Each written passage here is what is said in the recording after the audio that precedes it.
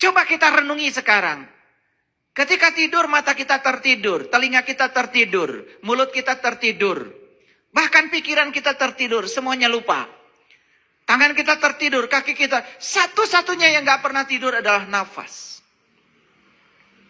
Sedangkan Allah mengatakan, aku gak pernah tidur, gak pernah ngantuk. Kan sederhana. Siapa yang gak pernah tidur, gak pernah ngantuk pada dirimu? Kan nafas. Jadi kalau gitu siapa nafas itu? Kalau bukan dia. Masih mencari kemana-mana. Padahal kita setiap hari bernafas. Makanya semua orang-orang belajar kesadaran yang diberdayakan nafas. Fokuskan pikiran pada nafas, sadari nafas, sadari masuknya, sadari keluarnya. Orang-orang belajar kesadaran dimanapun seluruh dunia. Begitu caranya. Kenapa kita selama ini menyadari nafas saja tidak punya waktu? Padahal nafas adalah segalanya. Nafas adalah kekayaan yang luar biasa yang diberikan Allah kepada kita. Karena apa? Begitu hari ini kita berhenti bernafas, semua yang disebut milik kita berpindah tangan dalam sekejap. Bukankah bernafas itu adalah kekayaan yang luar biasa? Kenapa kita merasa tidak punya apa-apa? Padahal hari ini kita punya nafas. Dia yang tidak pernah tertidur, dia yang tidak pernah terkantuk. Makanya saya sering bertanya, kenapa Anda bisa melihat saya? Karena punya mata. Salah. Orang mati juga punya mata. Tidak bisa melihat. Orang mati punya telinga, tidak bisa mendengar. Orang mati punya mulut, tidak bisa mengunyah. Jadi sebetulnya yang menyebabkan semua kita bisa melihat, mendengar, mengunyah, dan merasakan semua jenis makanan. Bukankah nafas kita? Sesederhana itu aja kita gak kenal. Jadi apa nafas itu? Nafas itu bukti keberadaan dia sang hidup pada diri kita. Bukti keberadaan Allah pada diri kita. Makanya nanti kita akan menghembuskan nafas kita yang terakhir. Itu yang disebut dengan kematian.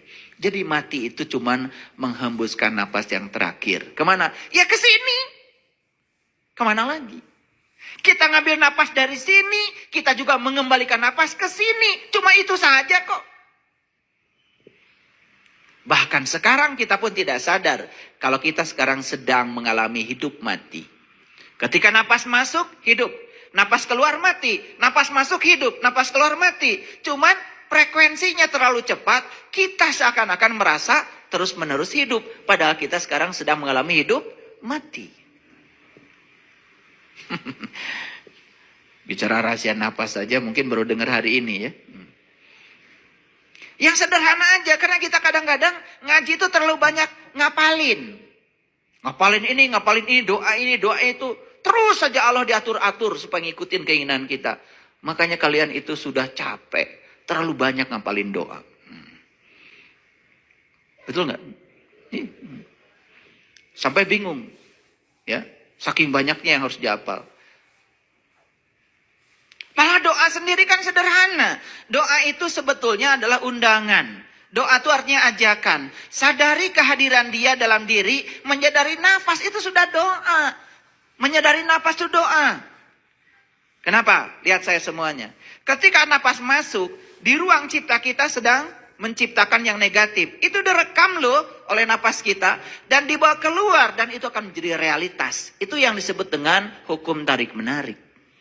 Makanya hati-hati dengan pikiran. Apa yang dipikirkan itu akan menjadi kenyataan. Apalagi diulang-ulang. Mulai sekarang stop membicarakan yang kita tidak suka. Karena semua yang kita tidak suka, kalau terus-menerus diulang-ulang, diulang di pikiran, diulang di kata-kata, itulah doa kita yang sebenarnya, itu yang akan menjadi kenyataan. Tidak suka sama perilaku pasangan, karena keburukannya, stop membicarakannya pada siapapun. Pasti akan berubah pasangan menjadi lebih baik. Lucu kadang-kadang. Habis sholat didoakan supaya pasanganmu tambah baik. Tetapi keburukannya dibicarakan kepada si A, si B, si C, si Z.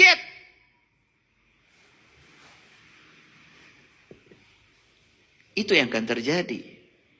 Yang paling sering dipikirkan, yang paling sering dibicarakan itu doa. Karena apa? Hati-hati. Karena dia bersama dengan kita. Wujudnya adalah nafas kita. Nafas masuk merekam semua yang ada di ruang cipta. Nafas keluar membawa semua rekaman itu dan menjadi realitas dalam hidup. Hati-hati.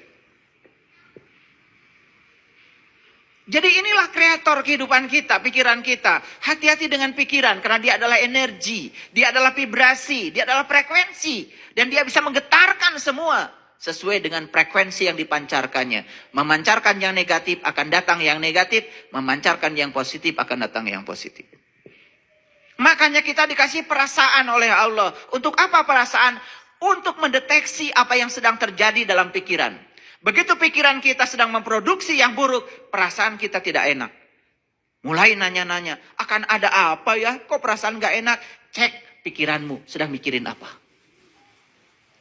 Sesederhana itu, malah nanya orang lain. Nanya dukun, nanya ahli nujum. Itu sudah tidak saintifik. Padahal sebetulnya rasa dan pikir itu diciptakan Allah untuk saling memberitahu, ada feedback. Jadi kalau rasa kita gak enak, cek pikiranmu sedang memproduksi apa. Coba. Ketika pikiran sedang tenang, perasaan tenang. Begitu pikiran mulai, wah, suami saya di mana ya? Dengan siapa ya? Wah, udah mulai gitu, perasaan gak enak.